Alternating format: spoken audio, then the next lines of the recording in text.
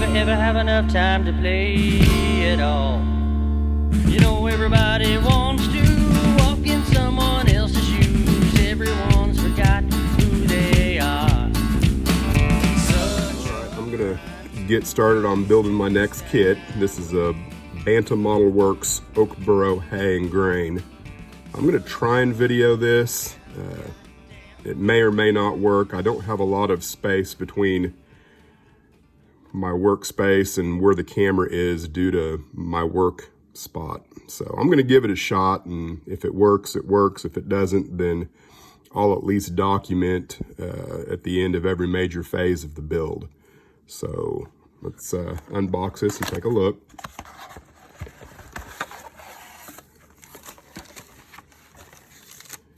This will be my first Banta Modelworks kit.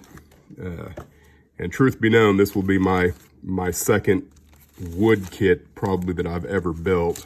You've already seen, if you've watched anyway, the build that I did on the Steamworks shop that I have that's already on the layout. All right.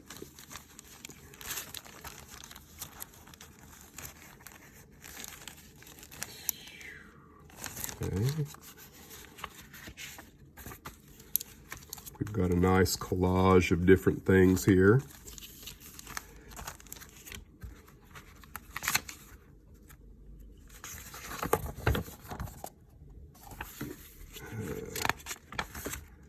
Look, we've got a nice layout of what the parts are. Got some nice signage. Probably need to make a color copy of that before I use them. That's something everyone should probably do if you get color signage in your kit. Go ahead and make several copies of it, because you can use these signs over in different places on your layout. So that's going to tell me what everything is and what it looks like. And then here is the actual instructions. And let's go ahead and look at number one. Let's build. All right, so you can see that at the end of step 1, 2, or 3, this is what I should end up with. I'm not going to bore you with digging everything out and finding it, so I will come back briefly after I find everything. All right, I've got my first 3 pieces that I'm going to be gluing together, and I thought if I could, you can see when these come out of the sprues, if you can call it a sprue, there's little bitty notches on some of these tabs that probably need to come off. You can do it with an X-Acto. I prefer to use sanding block, and I think this is called the True Sander. I can't remember. See if I can't get it on camera a little bit better here. But you got different grits of sandpaper, and I don't even making use of one side. This is my less aggressive side. And you just put that up against there, then put whatever you're working on. And then very gently go back and forth until you've removed whatever it is that you need to remove.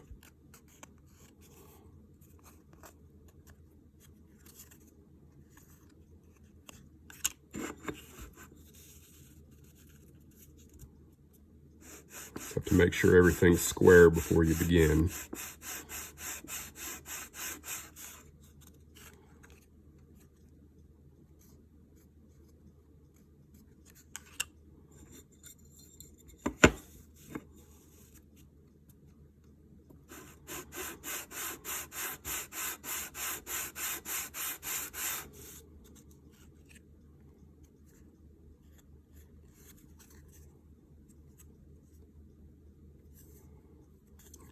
I've already done a couple of them, so Again, I don't want to bore you completely.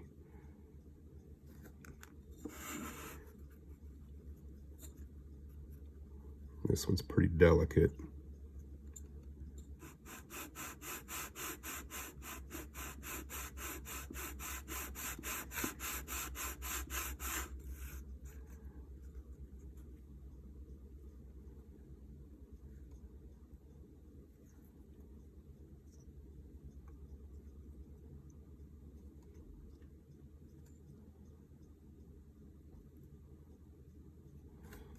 Just a little more.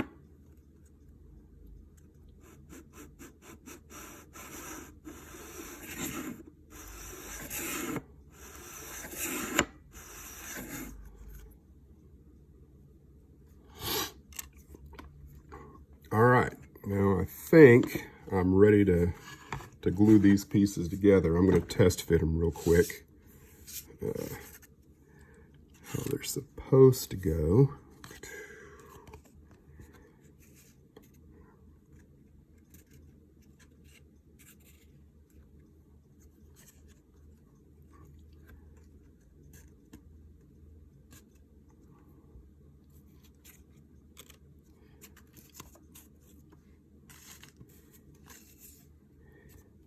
And I can tell you these things are extremely fragile.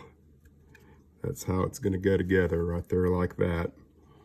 Now, the technique I would like to use to paint would be, I'd prefer washing and then, you know, using a wash as a stain or some kind of stain, but I'm really reluctant to do it with this model just because of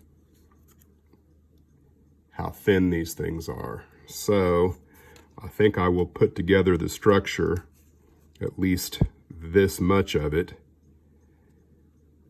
I don't know, I'll probably put together the design is kind of, you build a box and then you add the exterior after you've got your interior box. So I think that's what I'm going to go ahead and do, and then hopefully I can paint it the way I want to have it painted after I get it put together. So I'm going to go ahead and do some gluing now, and of course some bracing. All right, step one is complete. Now the instructions doesn't actually call for this bracing material here, but I did go ahead and put that in. I'm going to put bracing like this everywhere that I believe it needs it, because I think it's just a smart way to build a model. So what I'm ready for next, let's see.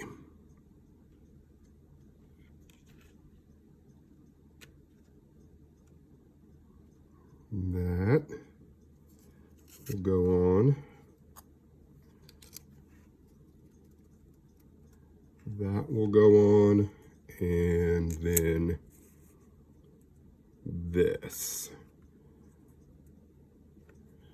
So I will come back when I've completed that step. All right, I've got 3 more of the walls on. And as you can see, I went ahead and spray painted the interior. I went with a dark brown, like a camouflage brown. And then I thought I'd paint the interior walls a light blue.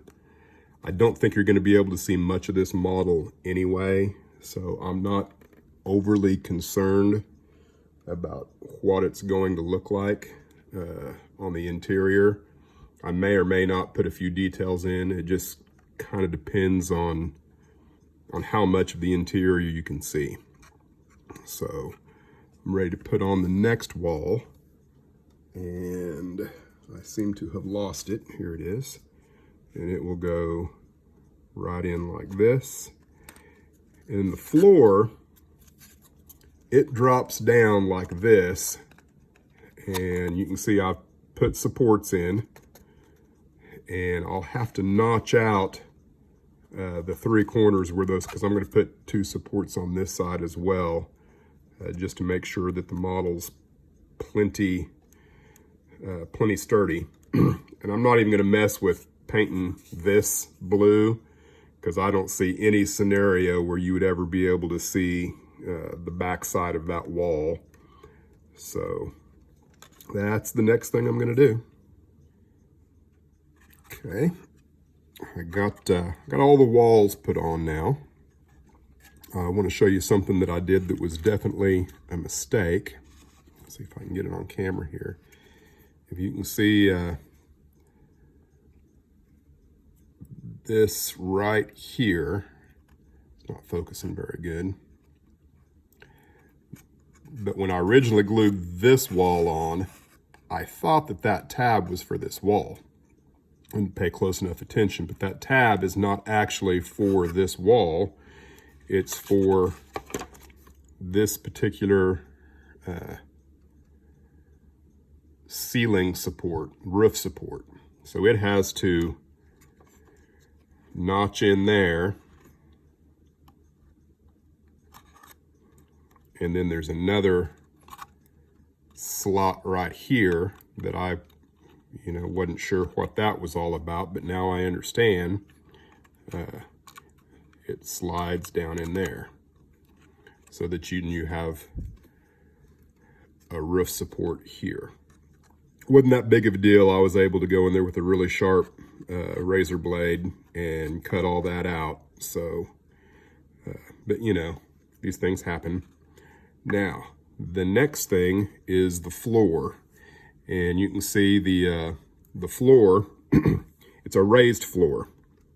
And I also plan on putting in more supports for the front wall.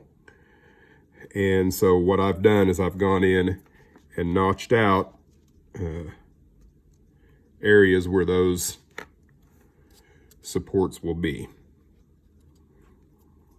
And then I've also cut this, and this to match so that those supports will fit in there where they're supposed to raise the actual floor. And then this piece goes sideways across, and I don't believe I'll have to change it any at all because I didn't change the width of the room. The only question now is do I dare paint this floor? I don't think I'm gonna. I think I may use some pastels and just kind of dirty it up a bit, so I'm not taking any chance of it warping. If it was being glued directly to the bottom of the subfloor in the actual building, I'd go ahead and probably paint it and stain it and make it look really nice. But I'm just a little leery with all of that open area of warpage. So, all right, I will be back when I've done more. Well, I've got the floor in. Added just a little bit of weathering powders. I haven't done anything to this side over here yet, but I'll do a little bit in here. That's all I'm going to do for today. And I'm going to try and do work on this, an hour to 2 hours every day until I'm finished with it. So this is the conclusion of day one. I've probably got about 3 hours in it right now. So I'll show you more when I've done more.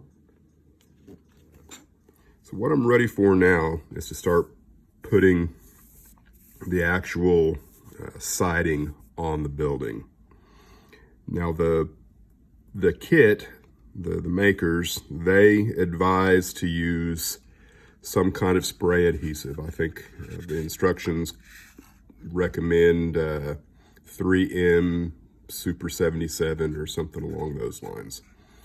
They don't want you to put any water anywhere on the building. They also recommend that you use oils to paint the building. I like acrylics. It's what I know, it's what I've done for years and years and years. So I may end up ultimately sacrificing this building in my learning and knowledge base of not to use acrylics on wood. But that being said, I did do a test of some of the wood that came in the kit. This is just a scrap piece. And I used white acrylic, and then I used a wash, similar to what I've done in some of my other videos. And this little piece, it didn't soak all the way through. And I think that this is actually a plywood. I'm not 100% sure. But, you know, it didn't immediately bow up, and my water also didn't soak all the way through. So what I'm gonna do, what I've decided, is I'm gonna go ahead and use a good wood glue to glue the siding on. And then I'm gonna let that dry completely overnight. And then I will come back and start applying my painting techniques. So that's what I'm gonna do now. I'm gonna go ahead and do the next several steps that require this. If these were thicker, you know, and you can see how thin they are, I would go ahead and paint them right here on top of my cutting board. But I don't dare want to do that until after they're well placed on the model. It's not my preferred way to do that, but I think it's going to be the best as I move forward. So stand by. All right, I've just completed steps 6 through 8, which is putting on the scribed siding. A couple of notes about this. I used the wood glue on this side. It curled on me, which I expected it to, but it didn't curl so bad that I shouldn't have caught the fact that I've got the whole thing running downhill just a little bit. I'm really kicking myself for that because there's no moving it now. Of course, if I'd have done the same thing, I think with a 3M spray, I think it's even less forgiving. But I did go ahead and apply the rest using the spray adhesive, and I think it's fine. I think I will continue using the spray adhesive for this style of modeling for sure. Now the next step, starting at, I believe, step 9, is the tar paper siding for the workshop area. And what I did is I spray painted both sides gray to begin with, and then I came back over the top after it dried with a black chalkboard texture. And I think, you know, other than maybe weathering this later on with some powders, that it's going to be pretty nice. Haven't glued this on yet, but that's the next step, is to go ahead and glue these on. And then there'll be some 4x4 trim that will go on here. I've got to make a decision on exactly what color I want my trim to be, and I haven't decided yet. So I know I want my front fascia, I want all this to be white.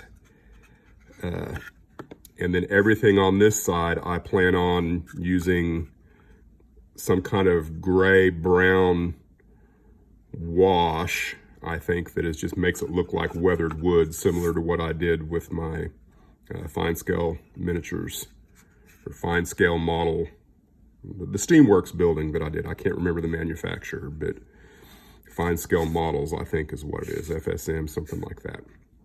But that's the plan, is the back side and the sides of this to be some kind of gray brown looking wood, and then the front to be white. I just need to decide what I want my windows and my trim to be. And I'm through for the day. It's time to go to work. So I probably will glue these on. I think that is the next step. I'll probably go ahead and glue these on, and I will show you more when I've done more. All right, I've got my tar paper glued on. I've done a little bit of painting with, I think Folk Arts Pavement, I think is what I used. And you can see I have also added color to the wood.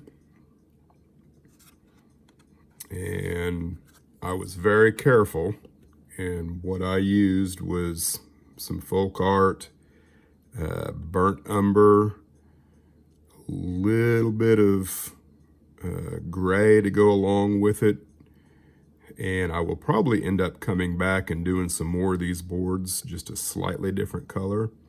And you have to be extremely careful, because if you oversaturate this, there's kind of a fine line between, you know, getting the whole thing dripping wet and getting enough stain in there that it's going to color the wood and not do something crazy. I've got some strip wood in here, and I might also add that when I did, there was nothing I could do that prevented this area up here, and this piece here, from here up, is a separate piece. You have to glue it on up here. So it's already a little weak and it wants to bend towards the center of the building. I added this, and it's just in there for measure, but I did manage to keep it from getting too terribly warped. But now I've got strip wood to add here on the back of this, and there's also some strip wood here, and I will be back when I'm through with that. This is where I'm at right now, and it's looking pretty good, even if I didn't mention it previously, because, you know, I'm working over multiple days and I can't remember exactly what I've said in my previous segments, but I used some, I think some burnt umber, a little bit of gray, and just, you know, kind of washed these and tried to make various different colors. This right here also will get that same treatment, and I'm debating as to whether or not I even want to do that, because that would, here I just left these all long and then came in and trimmed them all off all at the same time using this as a template. But you can't really do that on this side. You have to start with the correct angle cut on the wood itself and then trim the top flat. So I may not even do that, because let's be honest, it's never going to be seen on the layout, at least not my layout, because it's going to be, you know, 4 to 6 inches to the backdrop, and so no one will ever see it. So I might not mess with it. But that's where I'm at right now. I worked probably another 2 hours today. I'm going to try and work another 2 hours tomorrow and hopefully get this finished before the weekend. All right, I thought I would show just real quick my plan for this. You know, I thought about not putting the wood there because it'd never be seen, but I thought, you know, I might as well do it upright. So what I've done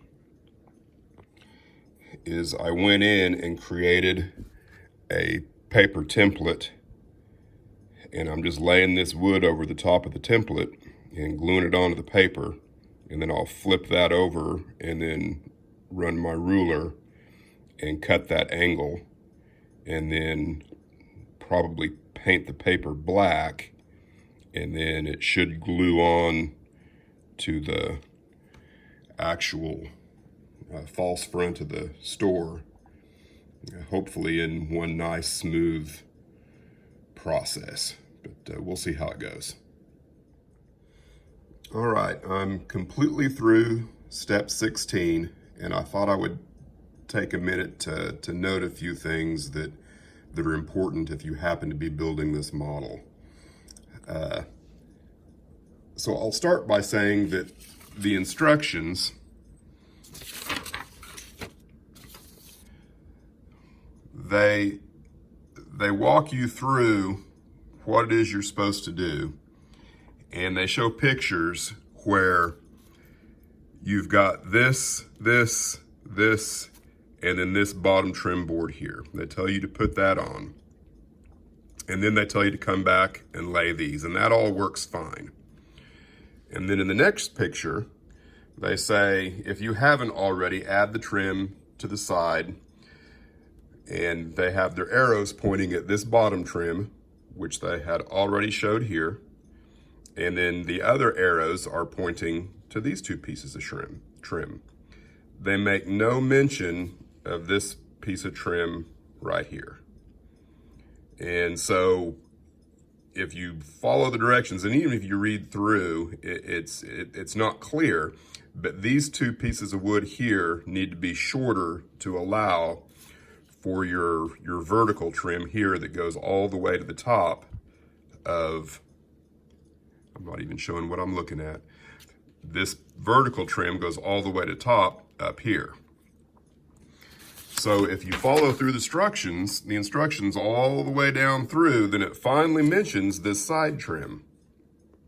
Okay, add side trim to the left side and the false front cap using the 1x8 material. Okay, so that's again this right here. And they show it in one picture, then they don't show it in the other. So it's a little confusing. So what I ended up, and I was able to cut these two pieces of trim right here. I was able to get those cut and put it in. So the next thing I'm gonna tell you to look out for is whenever you cut these pieces, the vertical pieces here, be very careful that they're all the same length, and you want to make sure that they're same length on this side.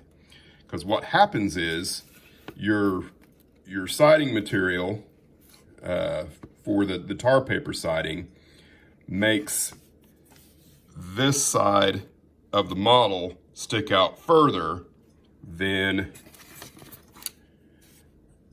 this, your false front, by, just a little bit. And so what you end up with is your siding piece is going to end up having to toe in if you start at the top, like I did. If you start at the top and start working your way down, then it's not going to be right, because where this ends and where that is just a little bit of difference in the measurements. So start at the bottom and then make sure that all of this is running perfectly vertical up here, so that when you do put on your side piece, it will be running straight up and down and not bent in like mine with gaps. So I would say that I give myself a C- for my front here. Not much I can do about it now, but it'll be okay. This back side, it worked pretty good. If I were to do it again, I would probably make use of graph paper for my template, because then you could make sure that your stuff's running straight up and down. I did not do that very well. Mine's all kind of running to the right eventually. But if you look at an angle, it's not going to be too bad. So there you go. I'm pretty much finished with what they call the repair shop. On to the next thing, which I believe is going to be the dock, step 17. All right, I've gotten started on making the front dock. This is steps 18 through 24. You can see they provide this template here, and you just kind of build it in the template. It's pretty easy to do. I would strongly suggest, if you have a chopper, to make sure that all of your supports for the deck, the down supports, are the exact same length. And then you have this little piece here, and you can see that that interleaves with this piece right here. So you want to make sure that, you know, the one thing that you could screw up pretty bad is if you put this the wrong side up, then this piece would not interleaf the way it's supposed to. And the pictures are pretty good, pretty obvious, but it's something that could happen. And then of course, these two pieces glue on to the subfloor for the dock, and then you will put in, I can't remember if it goes vertical or horizontal, but that will be the next step after I get this put back together. I've got the dock put together. Now, the next step is to glue it to the building itself. And you can see right here, there's supposed to be tabs. Those tabs are to interface here on the front wall. And I don't know exactly what happened. I don't believe I did anything wrong, but the subfloor inside the building ends up being exactly where those notches are. And I could not get the notches to go inside any depth at all to even make it to where the back of the dock interfaced with the front of the building. So what I've ended up doing is just very carefully sanding off the rest of the tabs there, and then I will glue it together like that where everything makes good contact. So that's something to look out for. Maybe if you build this model, take a look at how the floor interfaces with the front of the building. All right, I've got the front fascia on. It turned out pretty good. I'm fairly happy with it. And what I did is I went ahead and glued this on first. And if I were to do it again, I would have waited until after I weathered this and painted all of this before I put these on. The instructions tell you to put this on right after this, which is fine if you've done all your painting first.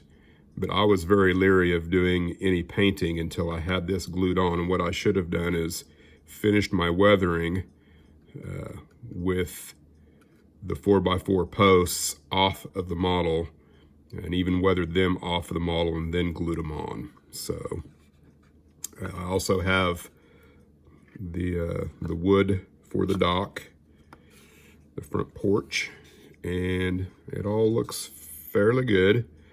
The next step is the stairwell. All right, I'm through step 37. The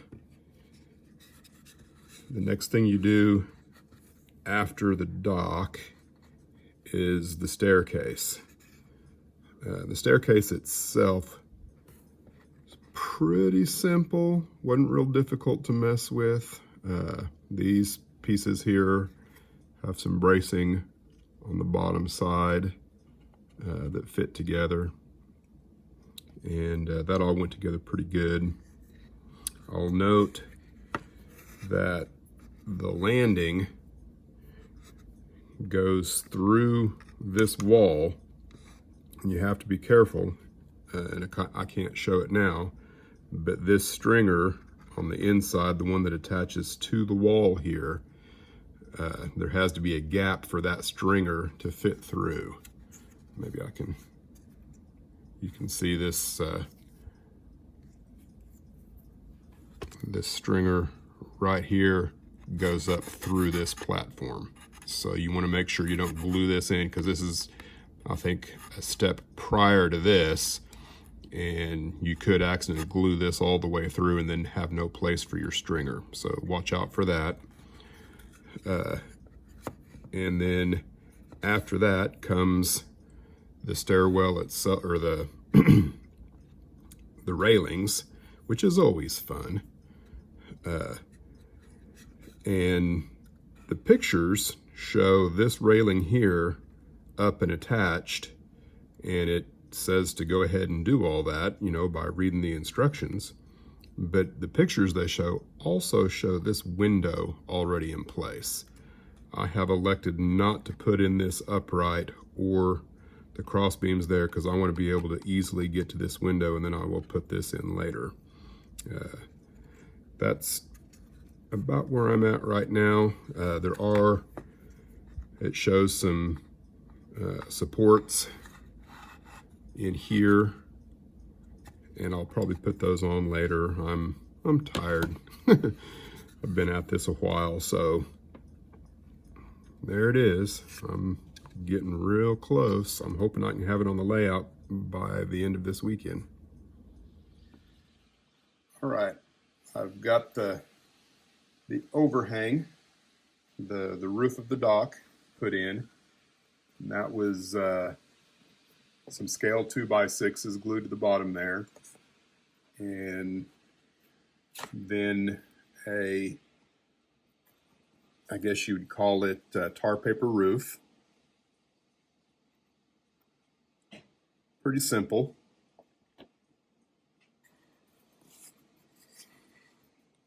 And I got the supports for the bottom of the stairs put in, and I have started on the windows. And the windows are pretty tedious. So what that involves is the frame that goes from the outside into the window, and then you've got these two different parts here. I think that's called the sash. That's what you throw up. And then glazings for each. This is a finished window. And then that comes in from the inside of the building. Pretty tedious, but I'm almost finished. All right, I've got all the windows and doors in, with the exception of the repair shop. And there's vents up at the top. I'll probably do that next. So what I've got left, just that little bit of railing there on the steps, and then the roofs is about all I've got left. Of course, I'm not going to glue the roofs until I've done a little bit of detailing. I've got some things ordered that I'm going to put inside just because I can't leave things alone. Here's the roof,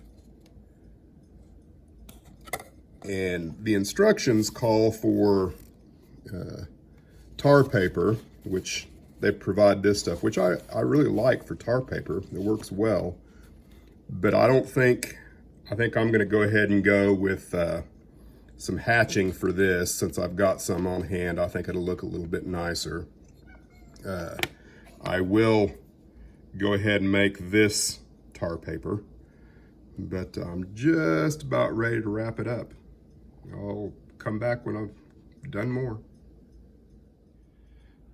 I'm getting ready to get started on the roof, and so here's the shingles that I'm using, and it's the exact same shingles that I used on the Lale & Son building.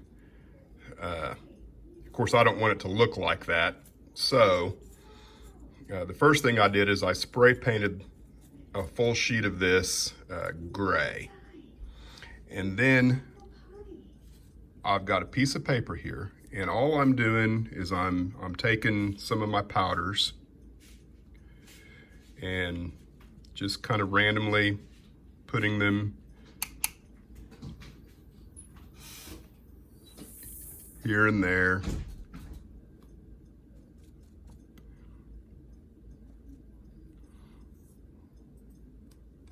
on a piece of paper, and then I put this upside down and just move it around.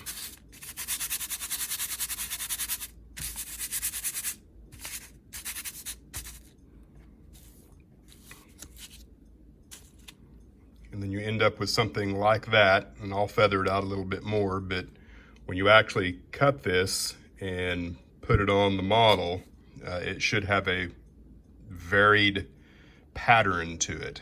At least that's what I'm hoping for. The structure, for all intents and purposes, is complete.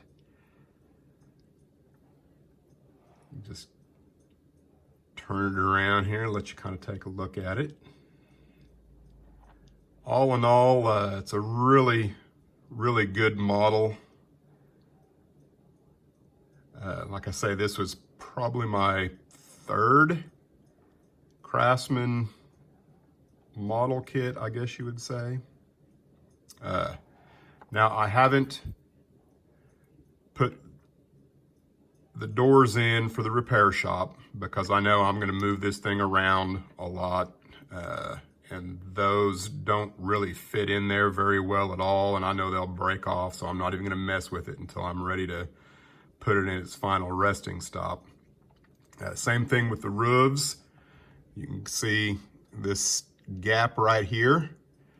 I'm pretty sure that will, when I get this glued in place and everything's secure, I can clamp that back, and I don't think there's gonna be any issues. This roof is also not on, it's just kind of there because I'm going to put lights in it, and I'm going to do some detailing inside here. But if I was to say anything about this kit at all, besides that it's a very nice kit, I would say that the one thing that was really annoying about it was the instructions. They're just not overly detailed, and maybe for somebody who doesn't have a lot of experience doing this kind of models, maybe it wouldn't be quite so bad if you built a lot of models like this before. But what was really frustrating was the instructions were both for O scale and HO scale. All of the pictures provided were of the O scale model. And at one point, you know, they do make mention that this is a little bit different here, you know, blah, blah, whatever. And then from this point on, the build is exactly the same in HO. And that was somewhat true.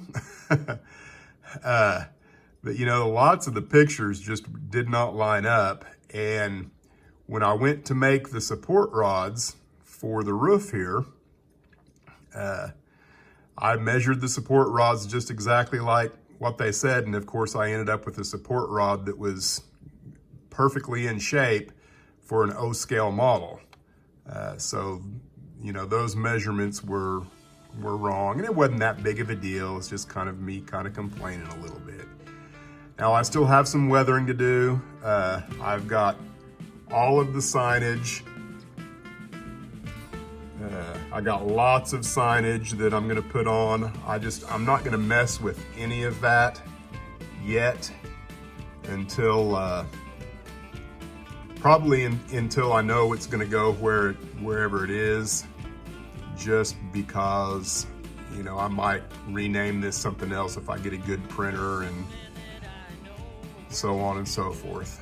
But for all practical purposes, it's finished. And now I'm gonna go put it on the layout.